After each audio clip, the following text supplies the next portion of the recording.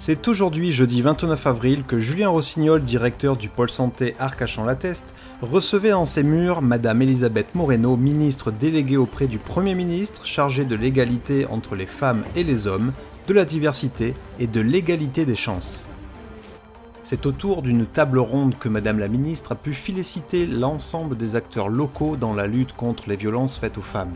Une belle démonstration de cohésion et de travail sans relâche accomplie par le corps médical, les associations, les institutions représentées par Madame Sophie Panonac, la députée de la circonscription, ainsi que les représentants des forces de l'ordre.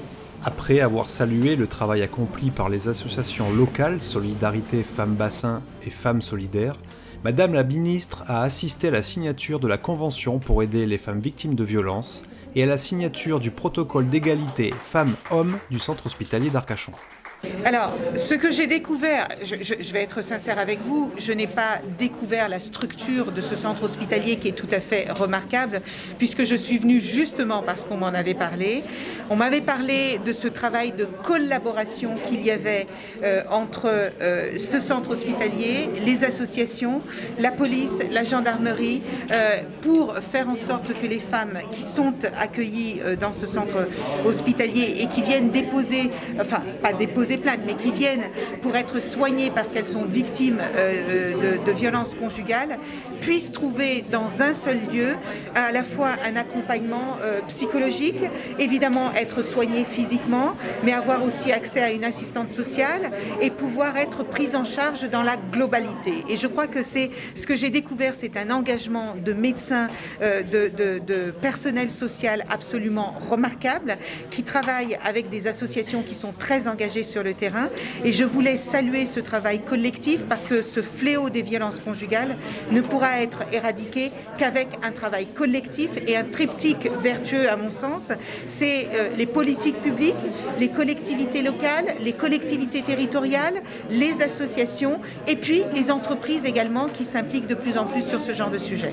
L'État a déjà énormément fait parce qu'il faut quand même savoir que c'est la première fois qu'un président de la Ve République prend le sujet de l'égalité entre les femmes et les hommes suffisamment à cœur pour pouvoir le traiter en profondeur. Dès 2018, il y a eu le Grenelle des violences conjugales, desquelles 46 mesures sont issues. Parmi ces 46 mesures, il y avait justement, on a multiplié par 60% le nombre de places d'hébergement parce que ces femmes ont souvent, vous avez entendu les associations en parler tout à l'heure, elles ont besoin de partir. Beaucoup de personnes disent mais pourquoi on ne les laisse pas dans leur foyer et on fait partir l'agresseur?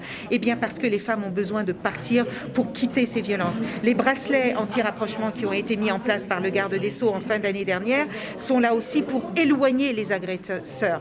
Lorsque l'on met en place la formation des policiers et des gendarmes, et je salue le travail du bassin d'Arcachon parce que 100% des gendarmes et des policiers ont été formés dans la formation initiale à la prise en considération des plaintes des personnes victimes de violences conjugales. Donc l'État a mis énormément de choses en place, mais comme je vous le disais tout à l'heure, l'État seul ne peut pas tout faire et il est heureux de constater que les associations, les centres hospitaliers, les services sociaux, les psychologues se saisissent également de cette question pour faire en sorte que ces violences conjugales qui sont un fléau dans notre pays soient définitivement éradiquées. Et je veux finir par vous dire que cette période de confinement a été une période absolument terrible pour les femmes parce qu'elles ont été en première ligne, elles étaient dans les fonctions de la santé, dans les EHPAD, dans l'éducation, dans les propretés, etc., etc. Mais elles ont aussi été les premières victimes,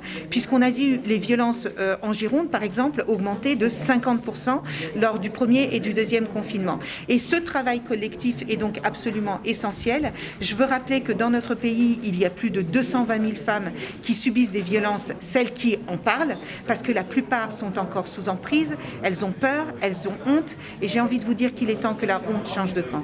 Ce que j'ai entendu, alors évidemment il faut un accompagnement financier, et je salue le travail d'Olivier Véran qui a décidé d'investir 5 millions d'euros pour qu'il y ait des structures comme celle-là dans tout le territoire français, et pour que les femmes soient prises en charge dans leur globalité, aussi bien évidemment être soignées physiquement, mais aussi être accompagnées psychologiquement, parce que toutes les femmes qui subissent des violences conjugales ont un impact psychologique et mental très important, et n'oublions pas les enfants. Et puis, il y a aussi cette question... Donc, moi, j'ai obtenu 40% d'augmentation de mon budget. 40% de ce budget va aller aux associations qui travaillent sur le terrain pour accompagner les femmes à sortir de la violence, à reconstruire leur vie. L'une des mesures du Grenelle, c'est notamment de débloquer l'épargne salariale pour que les femmes aient des moyens financiers pour se relancer dans la vie une fois qu'elles sont sorties de ces violences. Donc moi je n'aurai de cesse que lorsque nous aurons déroulé toutes les 46 mesures du Grenelle. Aujourd'hui 100% d'entre elles ont été mises en œuvre. Nous travaillons énormément avec le 3919 qui est porté par Solidarité Femmes, parce qu'il faut que ces femmes aient une écoute attentive lorsqu'elles se retrouvent dans ces situations de violence. Et puis il faut que nous continuions à sensibiliser toute la population et toute la société. Parce que lorsque vous êtes une maîtresse et que vous voyez une maman arriver avec un œil au beurre noir 2 fois et qu'elle vous dit qu'elle s'est cognée contre une porte, à un moment donné, on se rend compte qu'il y a un problème. Lorsque vous êtes des voisins et que vous entendez régulièrement des violences conjugales dans une famille, il faut vous dire qu'en ne réagissant pas, eh bien potentiellement, c'est peut-être une vie qui risque de partir. Donc c'est toute la société qui doit se saisir de cette question. Et moi, je veux saluer le travail de certaines associations. Je sais que les boulangeries, par exemple, ont mis un tensiomètre pour pouvoir jauger le niveau de violence qu'il peut y avoir. Je veux rappeler aussi que ces violences arrivent à tous les âges. Et je vois que de plus en plus jeunes, il y a des violences entre les jeunes qui sont intolérables et inacceptables et qu'elles ne doivent pas supporter ces violences-là, parce que quand elles commencent, eh bien, elles peuvent aller très très loin jusqu'à la mort.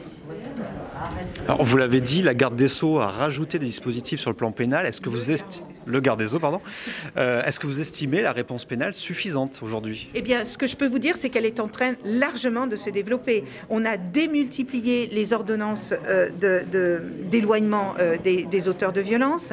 On a mis en place des centres de prise en charge des auteurs de violences. On a mis en place les bracelets anti-rapprochement. Toutes ces mesures-là montrent le volontarisme du ministère de la Justice sur ces questions. Les questions de violence intrafamiliale sont traitées beaucoup plus rapidement. Je peux vous dire que le focus nécessaire est mis en place aujourd'hui. La machine est en marche. La machine est en marche. Merci, madame. Merci à vous. Dans quelques instants. Ça va, Chris?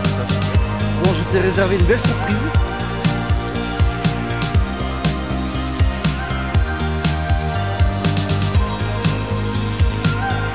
Le bassin, c'est ça. C'est cette presqu'île en face qui est quand même invraisemblable. Et là, pour le coup, c'est le groupe Delta Groove qui nous rejoint. Petit bassin par en live.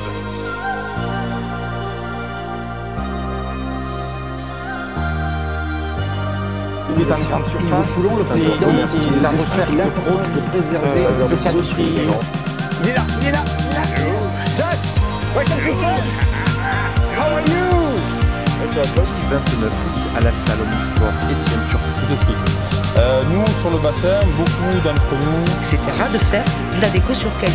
Et pour le fun, pourquoi pas aller en planquer quelques-uns autour de Gujan. J'aime l'endroit où je suis.